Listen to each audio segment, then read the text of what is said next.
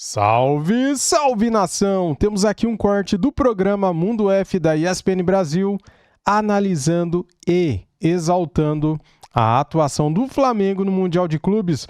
O mundo está de olho no Flamengo e também no Felipe Luiz, né, galera? Depois de ganhar quase tudo aí com o Flamengo, né? O Felipe Luiz só não tem o título do Mundial com o Flamengo e também da Recopa, mas terá o título da Recopa. Em fevereiro tem a disputa contra o Lanús. Galera, deixa o like, se inscreva no canal, seja bem-vindo e ative o sininho. As imagens são da ESPN, link na descrição como créditos. La victoria es de todos, desde todos los que sufren con el equipo, de los aficionados, de los jugadores, del equipo, del presidente, del emir, del director deportivo, del staff, del entrenador, de todos los que formamos el Paris Saint-Germain. Sin ninguna duda, como he analizado perfectamente Flamengo, hemos analizado, claramente se ve que no solo es un equipo que gana, sino que juega bien a fútbol, que sabe defender en cualquier registro, puede defender presionando alto, puede defender bajo. Muy buen nivel, un equipo compacto, con muy buenos jugadores, pero con una clara mentalidad de equipo, un equipo parecido al nuestro, y creo que hoy hemos estado rozando el sobresaliente para poder ganar a Flamengo. Claro que tiene nivel para entrenar en Europa, en cualquier equipo del mundo, es todavía muy joven y acaba de empezar su carrera como entrenador y seguro que sus equipos van a seguir jugando bien porque es claramente identificable la manera que juega su equipo. Viu o que o homem falou, né? O Felipe Luiz tem capacidade para treinar qualquer time do mundo. E tem mesmo, né, cara? O Felipe Luiz é muito bom. Elogiado aqui, elogiado lá, e vai fazendo aí, vai trilhando o seu caminho, mesmo que novo, né? Felipe Luiz aí trilhando o seu caminho agora com esse vice justamente no Intercontinental. O Paris Saint-Germain não jogou 100%, ele não jogou o máximo que ele é capaz de jogar, mas ele quis ganhar o jogo. Sim. Ah, não vai falar, não tava nem ligando, como se fosse amistoso. Pô, olha como os caras invadiram o gramado quando o Safonov defende o último pênalti. O Paris Saint-Germain quis ganhar o jogo e até a atitude na prorrogação mostra isso. Sim. O Paris Saint-Germain pressionando. É que eu acho que o Paris Saint-Germain subestimou um pouco o Flamengo, talvez não imaginasse o quanto o Flamengo seria capaz de voltar pro jogo depois do 1-0. E o Flamengo volta pro jogo. E depois que o Flamengo volta pro jogo, o Paris Saint-Germain não consegue descolar o Flamengo desse jogo, não. Pelo contrário, o Flamengo Então, cria situações mas ficou claras. claro também que existe, como o próprio Felipe Luiz disse depois da derrota para o Bayern de Munique no Mundial de Clubes, que existe uma diferença de nível que é inevitável entre o primeiro escalão da Europa, e o Paris Saint-Germain e o Bayern de Munique estão nesse primeiro escalão da Europa, e o resto da própria Europa e dos melhores da América do Sul.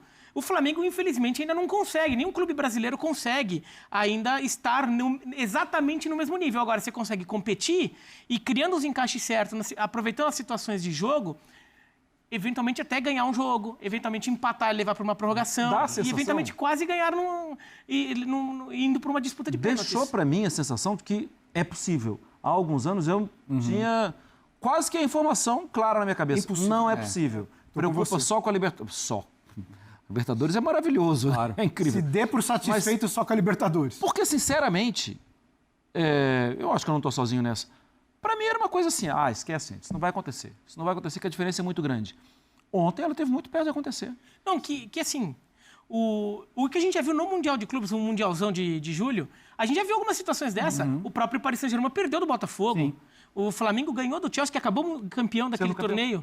O Palmeiras perde do Chelsea, mas perde... Assim, o Chelsea foi melhor no jogo, mereceu ganhar. Teve que mas competir. o Chelsea teve que suar muito e ganhou com um gol perto do fim do jogo, num gol que teve uma falha do Everton depois de um desvio da zaga. Né, que foi até um gol meio sem querer ali, um gol com um pouco de sorte. Então, assim, a elite do Brasil compete, não vai ser campeã sempre, aliás, talvez quase nunca, mas pelo menos consegue dar jogo sim e dá para sonhar no dia certo, nas coisas, como a gente sonhava nos anos 90, 2000. Muito triste por perder, né? Não gosto de perder, não gosto dessa sensação, mas ao mesmo tempo muito orgulhoso dos meus jogadores. O que eles fizeram hoje é histórico para mim. É claro que estivemos tão perto, né? Disputa de pênaltis, mais perto que isso, contra uma equipe desse nível muito difícil, mas não foi possível. Mas a parte mental eu já sabia, esse time mentalmente é muito forte, sempre foi durante todo o ano, todas as finais, em todos os momentos da competição, quando a equipe mais precisou, esses jogadores responderam, não ia ser diferente hoje. lutou por cada bola, por cada centímetro, por cada espaço no campo, contra uma equipe simplesmente maravilhosa. Onde chegamos aqui com só o objetivo, que era vencer esse Mundial, não aconteceu, mas a gente sai daqui de cabeça erguida, porque fizemos um jogo de igual para igual com o PSG, onde nós estamos em final de temporada, 75 jogos, eles estão na metade da temporada. Isso quer dizer muita coisa, mas a gente lutou, brigou e levou para os pênaltis, onde tudo poderia acontecer. Então, parabenizar a nossa equipe pelo jogo, pela entrega, porque hoje o Flamengo sai daqui mais uma vez, como foi em 2019, de cabeça erguida. É isso, né? E aí, claro que essa decisão fica marcada aí por conta dos pênaltis, né? Flamengo e PSG nos pênaltis, o Safonov pegou 4 pênaltis. Mas será que é demérito também dos batedores do Flamengo? Vamos discutir isso. Só antes, deixa eu responder o fã de esportes aqui, ó. Quem? O Cristiano Fernandes, 1550. 4 pênaltis desperdiçados, mérito total do Safonov. Bateram mal, bateram bem. O que aconteceu ali? Claro que o Jorginho bate um pênalti durante os 90 minutos e bate muito bem. Isso é característica dele. Muita gente vai falar, mas perdeu com a seleção e tá... Não interessa, bate bem. É só quando vale vaga na Copa do Mundo. Aí beleza. Não, o Euro, né? O Euro. Final da Euro, final da Euro. Tudo bem. Mas a gente tá falando de bater... O Pedro é um bom batedor de pênalti, mas acabou perdendo também. O Pedro bateu como ele normalmente bate. A diferença é que o Safonov realmente vai muito bem. Tem a questão de se ele tirou ou não o pé, mas assim, como a marcação tá dando que ele ficou, vou ficar com essa. Ele vai muito bem fingindo que vai para um lado e vai para o outro. Porque o Pedro bateu como ele sempre bate. Léo Pereira, eu vi gente apontando que contra os Estudiantes na Libertadores, ele manda na forquilha ali, tirando, tipo, passando... Perigosíssimo. Jogando ventinho na trave, e dessa vez ele chuta no meio do gol. Cara, 120 minutos, depois de uma temporada inteira, o cara tá cansado, ele não tá confiando... O nível de raciocínio também vai embora. O nível de raciocínio vai embora, ele não tá confiando na precisão que o chute dele vai ter. Ele foi na ida de eu vou dar um canudo, porque um canudo é uma chance boa da bola acabar entrando. Ele deu azar de ser no meio e o Safonov ficar no meio. Acho que assim, pênalti bem batido sempre vai entrar. Então acho que tem um índice de assim, agora acho que ficar só crucificando os caras, depois da situação, o Safonov também escolhe bem os lados. É a melhor forma de pensar. E assim, já estava difícil, já estava todo mundo cansado, exausto, vou falar assim, e ainda, um perde o primeiro, o outro perde o segundo. Cara, a pressão no seguinte o terceiro e o quarto, agora, a perna pesa mais. Agora, uma coisa que eu contesto, que acho que o Flamengo cometeu o mesmo erro, a não ser que venha alguma notícia do Jorginho tá com algum problema, tá? Mas eu não vi. Mas foi a mesma coisa do Brasil contra a Croácia. Antigamente, quando ia ter a cobrança de pênaltis, digamos, eu sou o técnico, eu chegava para você aqui, esse é o árbitro aqui, ó. São 5 que vão bater a minha lista. Primeiro, segundo, terceiro, quarto e quinto. E você tinha que seguir a lista desde o começo. E daí, então, você definiu aquela lista, então você falou, eu quero fechar com o melhor cobrador. Que é, sim, uma boa ideia fechar com o melhor cobrador. Você quer fechar com o melhor cobrador. Beleza, normal.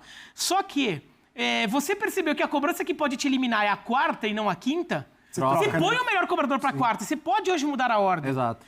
Como o Brasil deveria ter antecipado o Neymar para bater a quarta cobrança contra a Croácia, para ganhar, aumentar a chance de fazer e dar ao Alisson uma chance a mais para defender um pênalti da Croácia, o Jorginho podia ter batido para aumentar a chance de o Flamengo... É que quando ele é substituído... Forçar o Paris Saint-Germain aí tem isso, né? Talvez tem que deixar... Mas o Jorginho também...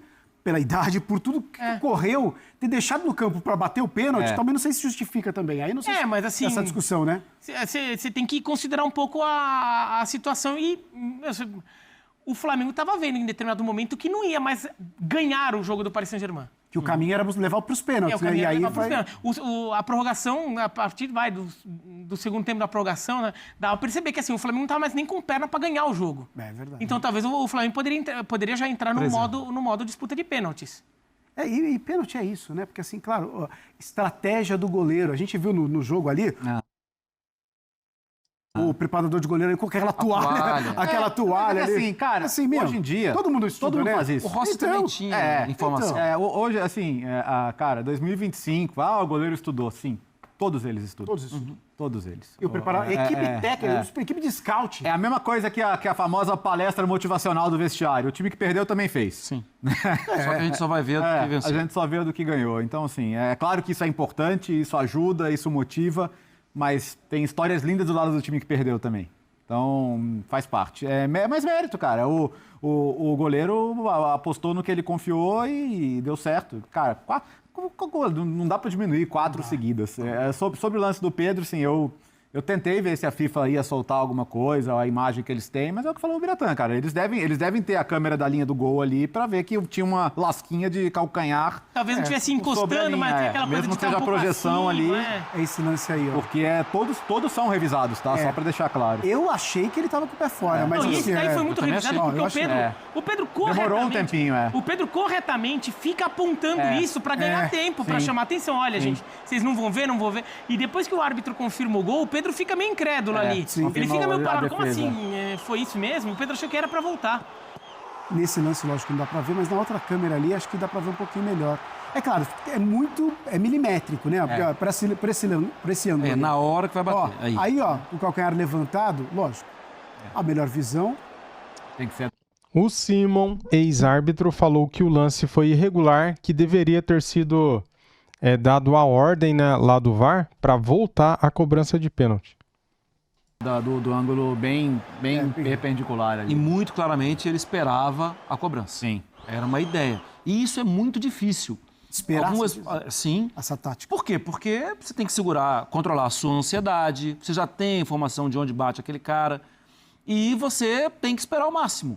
Tem vários goleiros que têm explosão muito legal, né? Que conseguem ter, com essa explosão, conseguem ter o alcance de quase chegar até a bochecha da rede. Tem vários goleiros que fazem a opção. Esse cara é muito técnico, então eu vou esperar. Esse cara é pouco técnico, eu vou me lançar. Porque, assim, se eu acertar o canto, eu pego. Então, assim, são técnicas, é algo que é trabalhado no dia a dia. Agora, para mim, o grande mérito, claro que tem estudo e tal, o grande mérito eu não vou dar sinal antes. Cara, deve ser muito difícil não dar sinal. Muito difícil. E assim, ele teve muito sangue frio. Até porque no pênalti do Jorginho, do tempo normal, e no primeiro pênalti do Flamengo de la Cruz, o convertido, se você olhar, o Safonov entrega bem o lado que ele vai. Ele não vai bem no pênalti do Jorginho. Ele muda. Porque o Jorginho claramente é um cobrador que vem correndo, dá aquele saltinho que é aí que ele muda o pé. Esperar a decisão, o sinal do goleiro. Esse é um jogador que você tem que realmente ficar muito parado. O Safonov não foi bem nessa. Ele entrega muito o lado que ele vai pular. E ele pula mesmo. E o Jorginho, como grande cobrador, que atirou dele. Chega na disputa de pênaltis, ele começa mal no De La Cruz. E talvez alguém até tenha falado alguma coisa, que a partir dali ele começa a se concentrar melhor e começa a não entregar mais. E na cobrança do Pedro, ele inclusive faz um movimento consciente de fingir que está caindo para a esquerda para pular para a direita. É isso, né? E nisso, inclusive, ele quase tira o pé da linha, ou talvez tenha tirado o pé da linha. Ô, Fã de Esportes, vamos colocar para você aí um pouquinho, basicamente, de uma comparação. Porque ontem o De Arrascaeta acaba saindo do jogo e muita gente começou a discutir assim, bom, mas parece que o Flamengo...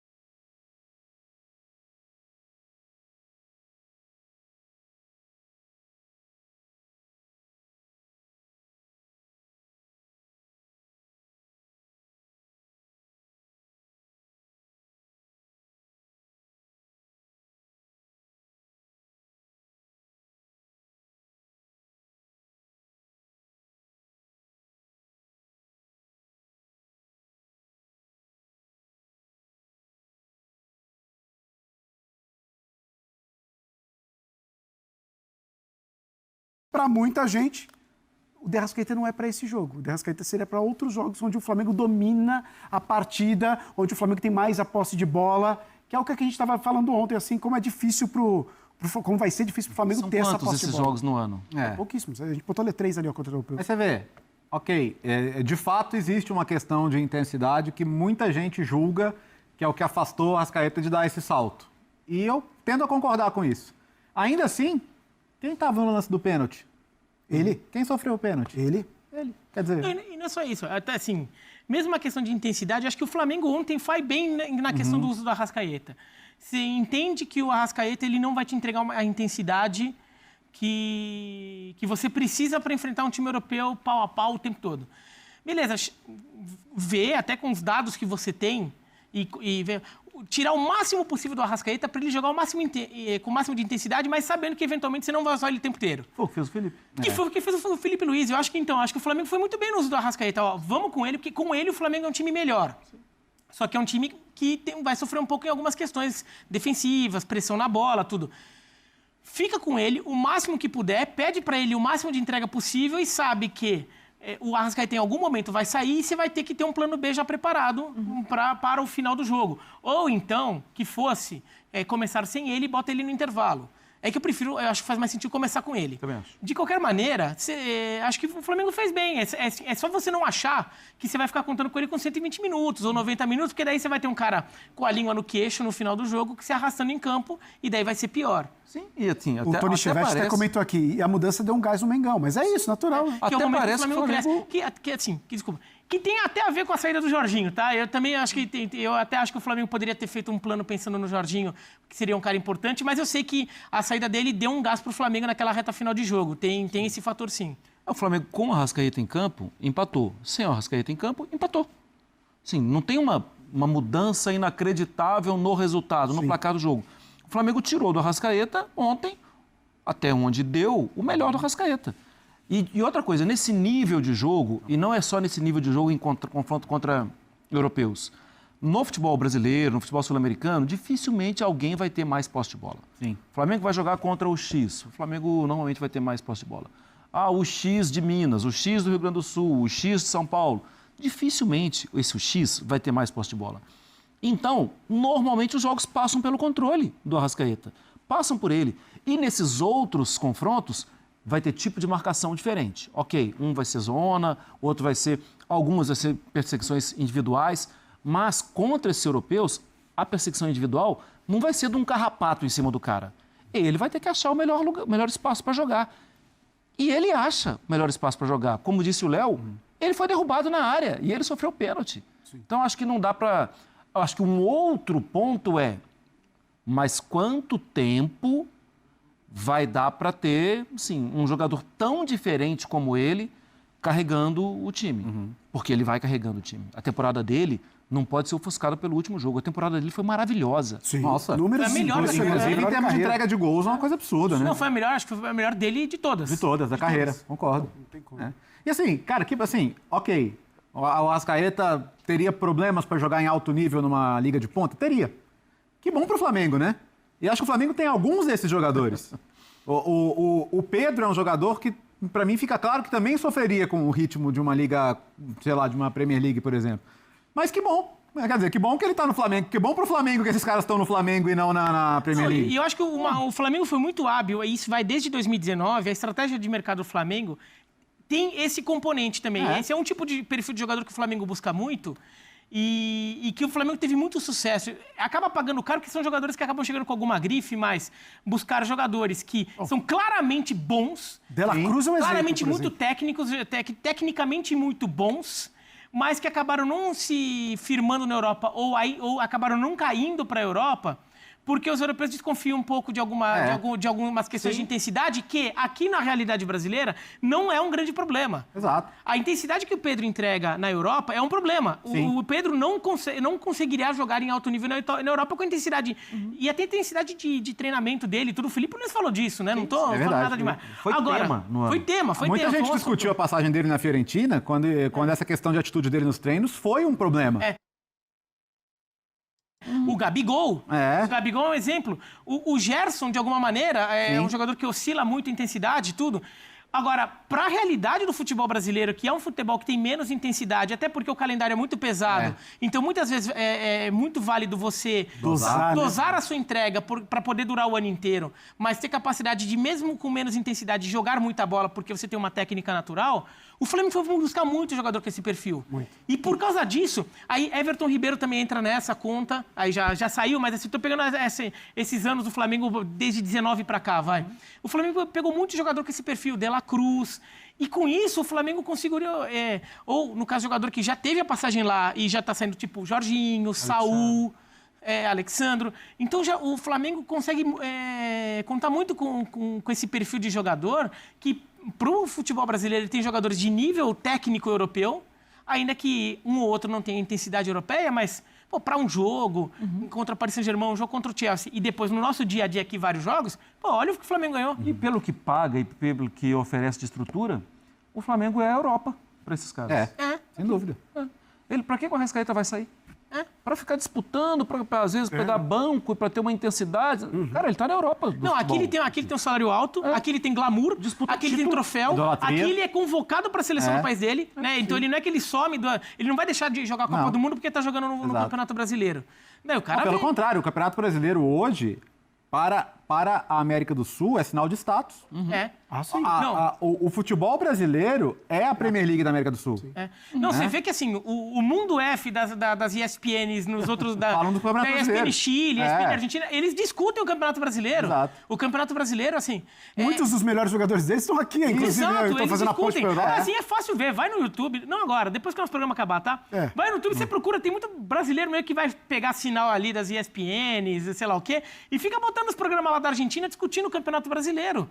Porque eles têm acompanhado, eles passam os jogos, passou a ser um foco de interesse muito grande o Campeonato Brasileiro. E olha, no momento em que o Memphis, como jogador europeu, está aqui, joga lá, e na Holanda ele joga bem, inclusive ele joga melhor lá do que aqui, mas ele joga bem na seleção holandesa, até ajuda a servir de propaganda para que, até para jogador de país europeu, se o cara está aqui...